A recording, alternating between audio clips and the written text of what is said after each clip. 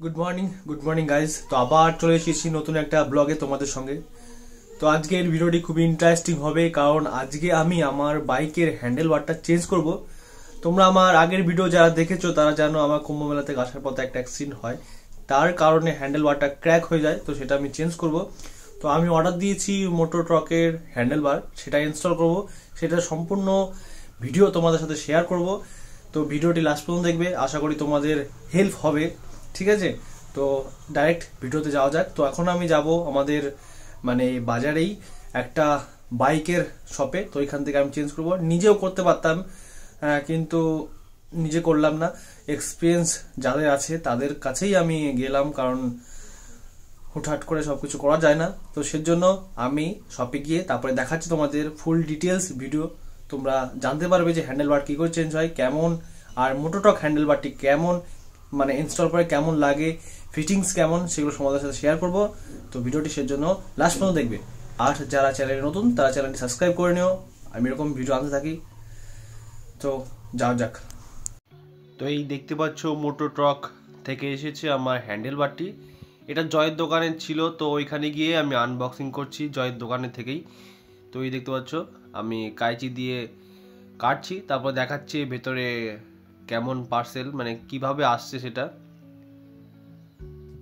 তো এই যে দেখতে পাচ্ছ আমি প্যাকেটটা বার করছি। তো এটার ভিতরে আছে সেই আমার হ্যান্ডেল বারটি।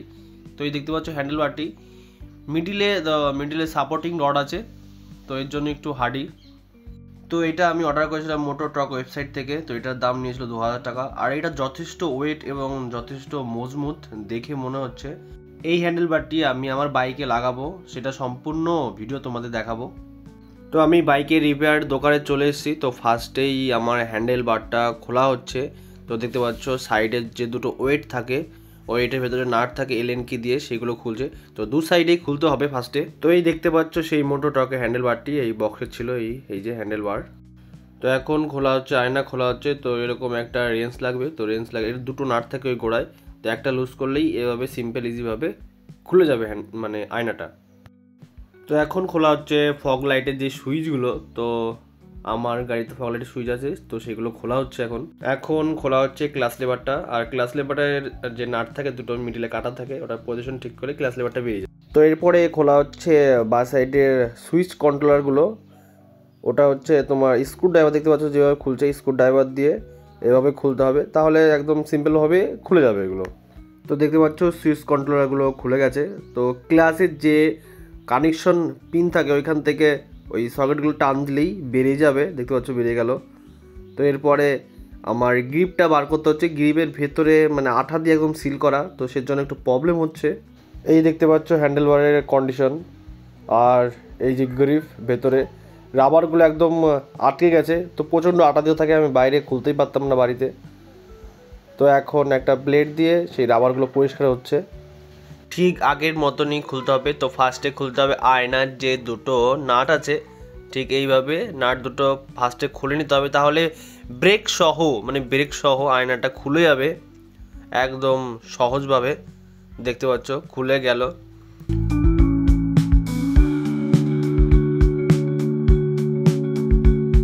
তারপরে তোমরা দেখতে পাবে ব্রেক লিভারের নিচে একটা কানেকশন থাকে, কানেকশন পয়েন্ট থাকে, সেটা টান দিলে ওই পিন থেকে সকেটগুলো বেরিয়ে যাবে। দেখতে পাচ্ছ বেরিয়ে গেছে। এটা থাকে হচ্ছে ব্যাকলাইটের কানেকশন, যেটা ব্রেক ধরলে পরে ব্যাকলাইটটা অন হয়।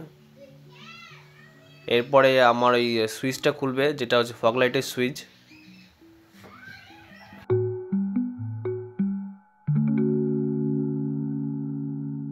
সেমভাবে স্ক্রু ড্রাইভার দিয়ে স্ক্রুগুলো খুলতে হবে, ডান সাইডের কন্ট্রোলারের স্ক্রুগুলো। তো দেখতে পাচ্ছ খুলে নেওয়া হচ্ছে।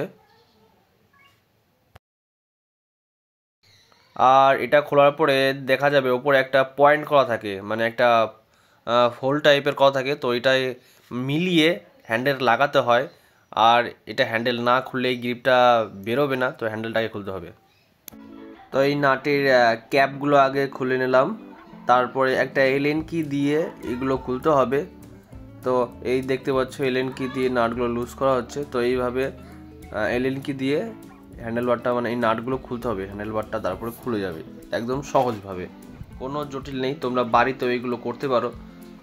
তো আমি বাড়িতে করলেই করতে পারতাম, তাও একটু আসলাম যে একটু মানে সহজ হয়ে যায় ব্যাপারটা, আর তোমাদের ভালো করে এক্সপ্লেন করতে পারবো বিষয়টা। এই দেখতে পাচ্ছ খুলে নেওয়া হয়েছে, উপরেটা মোটর ট্রাকের আর নিচেটা স্টক। তো দেখতে পাচ্ছ দুপাশে একটু একটু করে বড় আছে, তো মোটর ট্রাকের হ্যান্ডেল বারটি। তো এইটা লাগানো হবে এখন বাইকে।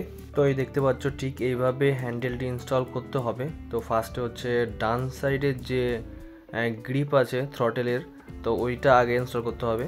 তো এই দেখতে পাচ্ছ আস্তে আস্তে করতে হবে, একদম ইজি প্রসেস। আর যেটা হচ্ছে দেখবা দু সাইডে দুটো পয়েন্ট করা আছে, ওই পয়েন্ট দুটো মিলিয়ে লাগাতে হবে।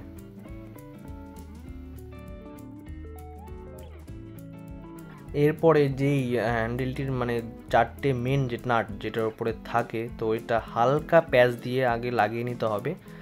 তো পরে অ্যালাইনমেন্ট ঠিক করে তারপরে হেভি টাইট করতে হবে।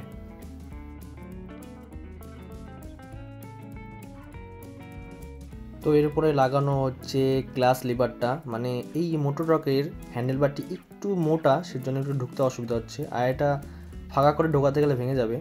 তো তারপর যে ওই সুইচে সে কন্ট্রোলারগুলো, তারপর সেটা ইনস্টল হবে। তো হ্যান্ডেলের যে পয়েন্ট আছে ওই পয়েন্টে মিলিয়ে তো লাগাতে হবে। একদম সিম্পল ইজি প্রসেস, তোমরা বাড়িতেও করতে পারবে আশা করি এই ভিডিওটি দেখার পরে।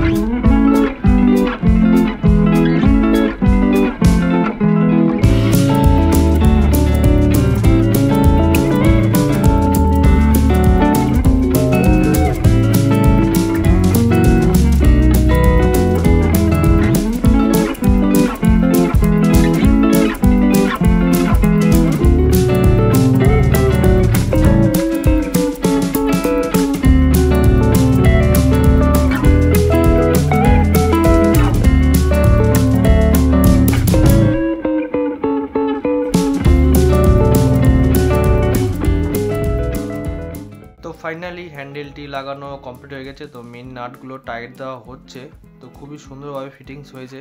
তো দেখতে পাচ্ছ, তো এটা আমি বাইক চালানোর পরে তোমাদের বলছি যে কেমন হয়েছে। তো দেখতে পাচ্ছ কতটা সুন্দর দেখা যাচ্ছে, তো ভালোই সুন্দর ফিটিংস হয়েছে। হ্যান্ডেলটা ধরে বোঝা যাচ্ছে যে হ্যান্ডেলটা দুপাশে একটু বড় আছে, তো খুবই সুন্দর ফিট হয়েছে।